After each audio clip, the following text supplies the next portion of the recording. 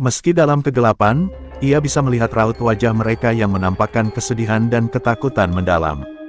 Mungkin itu ekspresi mereka pada detik-detik terakhir menghadapi maut akibat kekejaman orang yang mereka cintai.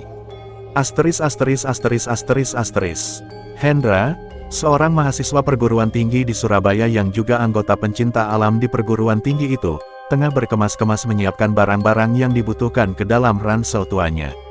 Hari ini ia bersama 4 orang rekan sesama anggota pencinta alam berencana hendak mendaki Gunung Welirang. Sebenarnya bukan baru kali ini mereka mendaki gunung itu, tapi hari ini mereka akan mencoba rute baru yang belum pernah mereka tempuh sebelumnya. Setelah berpamitan kepada ibunya, Hendra memacu motornya menuju kampus di timur Surabaya. Di sana telah menanti 4 sahabatnya, Dedi, Sigit, Khairul dan Erni. Erni adalah ketua rombongan dan satu-satunya wanita yang turut dalam pendakian itu. Dengan memperhitungkan waktu yang akan mereka jalani dan resikonya, mereka sengaja membawa perbekalan lebih dari biasanya. Dipimpin oleh Khairul, mereka bersama-sama berdoa terlebih dahulu, kegiatan wajib yang harus dilakukan sebelum berangkat ke lokasi tujuan. Setelah segala sesuatunya siap, mereka pun meninggalkan kampus dengan mengendarai 3 sepeda motor.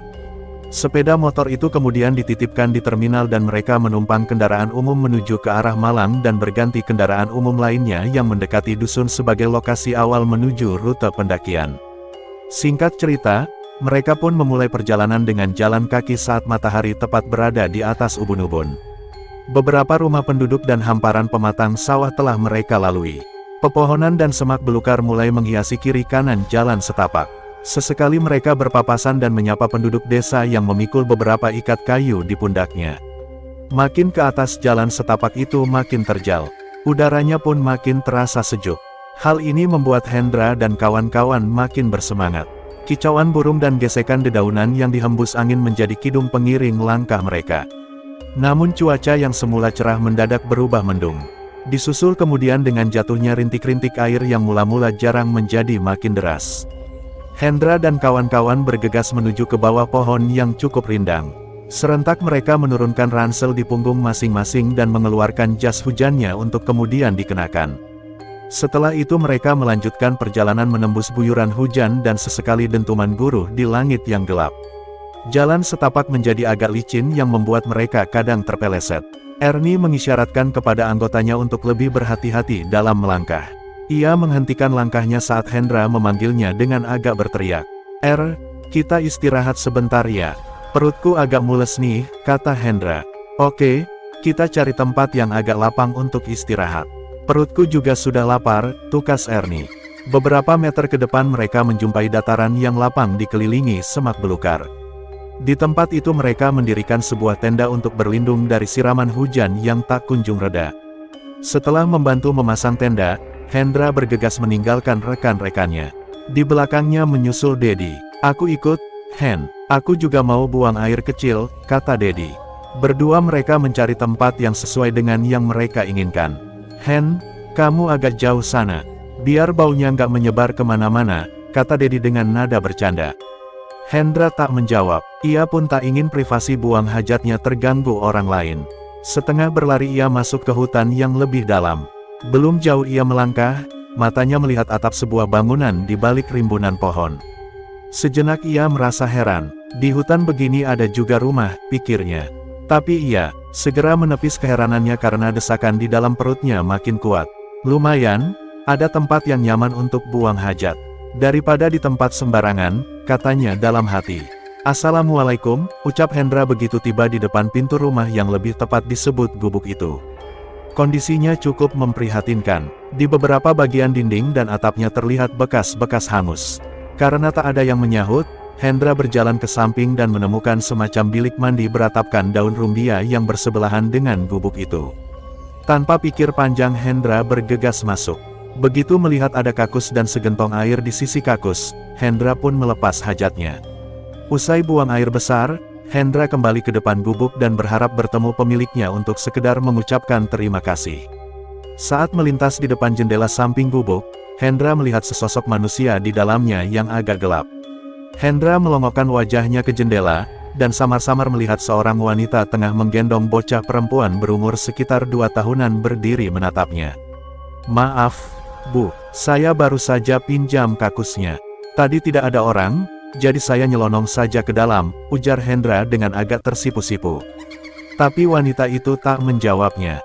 Karena terburu-buru, Hendra segera berlalu dari situ setelah mengucapkan terima kasih dan permintaan maaf sekali lagi.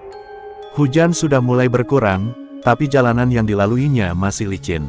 Sesampainya di tenda tempat rekan-rekannya berkumpul, ada seorang laki-laki setengah baya tengah bercakap-cakap dengan Ernie dan Sigit di luar tenda.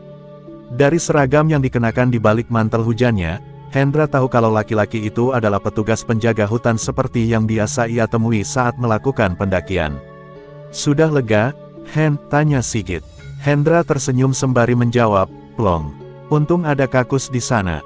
Kakus? Mana ada kakus di tengah hutan begini? Oh ya, Pak, ini Hendra, anggota tim saya.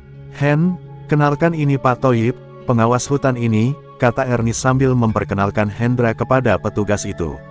Maksudku ada rumah di sana dan aku numpang di kakusnya, ujar Hendra.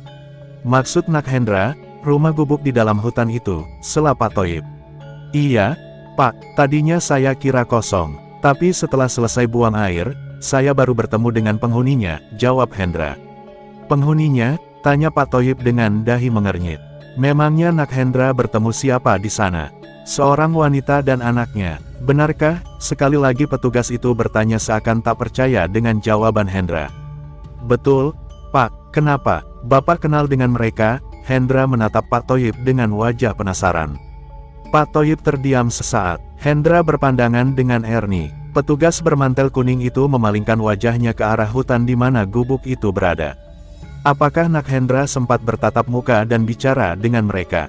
Iya, Pak, tapi mereka tak menjawab. Mereka diam saja di dalam gubuk yang agak gelap itu. Mungkin mereka takut kepada saya. Bapak kenal dengan mereka, jawab Hendra sambil mengulangi pertanyaannya. Saya kenal baik dengan mereka. Namanya Misnah dan anaknya, Ratri, Pak Toyib menjawab dengan suara lirih. Kalau begitu, tolong sampaikan maaf saya kepada Bu Mis. Pak Toyib memotong ucapan Hendra, tapi itu dulu.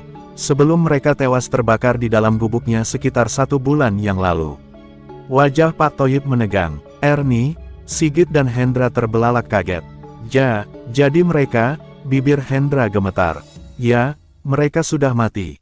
Saat kami periksa, pintu gubuk mereka dalam keadaan terkunci. Dan Yatno, suami Misnah, hingga kini tak pernah menampakkan batang hidungnya. Polisi menduga Yatno sengaja membakar gubuknya agar anak dan istrinya mati. Kejam sekali. Yatno pastilah orang gila. Mana ada orang waras yang tega membunuh keluarganya sendiri, tukas Ernie dengan nada emosi. Konon kabarnya, Yatno mendengar isu di kalangan penduduk sini kalau Misnah berselingkuh dengan seorang pedagang sayur dari Blitar. Dan Ratri diisukan hasil perselingkuhan itu. Tadinya Yatno tidak percaya, tapi ya, namanya juga manusia, sangat mudah dirasuki iblis. Mungkin karena itu Yatno jadi kalap. Hendra menundukkan kepalanya. Tubuhnya gemetar dan jantungnya berdegup kencang. Masih jelas di pelupuk matanya tatapan wanita dan bocah perempuan dalam gubuk itu. Meski dalam kegelapan, ia bisa melihat raut wajah mereka yang menampakkan kesedihan dan ketakutan yang mendalam. Mungkin itu ekspresi mereka pada detik-detik terakhir menghadapi maut akibat kekejaman orang yang mereka cintai. Dan Hendra tak akan pernah bisa melupakan ekspresi itu. Setidaknya dalam waktu dekat ini.